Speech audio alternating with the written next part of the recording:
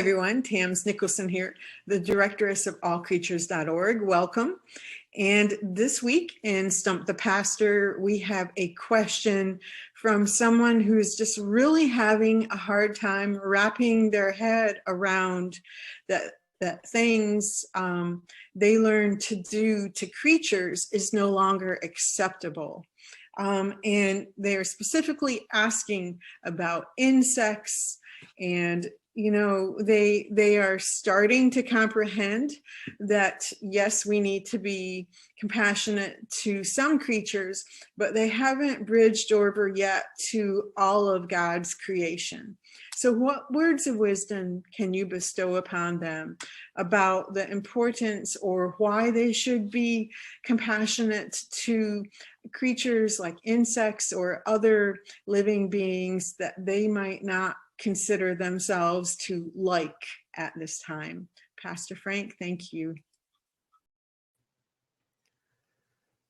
A lot of the problems that people face in churches and with other people is not understanding or not caring about veganism or the empathy that is the core to being vegan, because that affects the whole of God's creation. Because if we feel the pain and suffering of every other living being, we're going to want to do whatever we can to lessen the impact of the pain and suffering that this world inflicts on all animals. And we're talking about animals from large mammals to down to fish and insects, everything, every living being.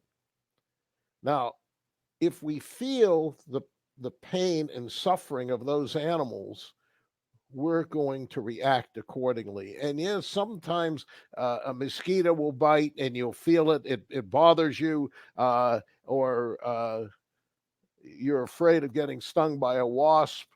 But the wasp is very easy to get out of the house. They usually will go to a window. You take a clear glass, you put it over the wasp, and it's trapped in the glass. You slide a piece of paper or cardboard underneath the glass between the window and the glass, and you got the wasp, and you take them outside and let them go, or her, because most of those insects are females that do the work. The males,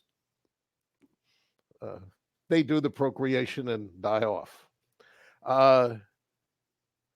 If we take a look at the human side of this, if we don't care for any aspect of God's creation, then it means that part of our life is controlled by the hardness of heart of this world and not of the heavenly will of God. And that is part of the problem that we face. And once we understand that, we know where other people come from.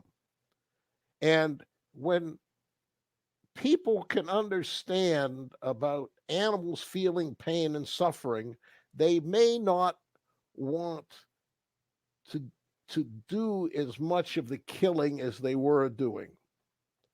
Because there's all kinds of, once if you don't like flying insects, you might not like a mouse or a worm or a bird because it poops on your deck or something. But we have to understand that we're living in the animals' domain. They were here before us. And they have rights, created rights by God, because God put them where they are. And we're in their territory.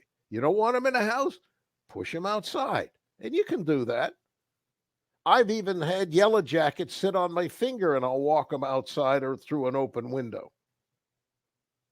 They don't want to be in there any more than we want them to be in there. And if we give them a safe way to escape, they'll do that. And that's the way we need to think about all of God's creation, no matter who they are or how big they are. Amen.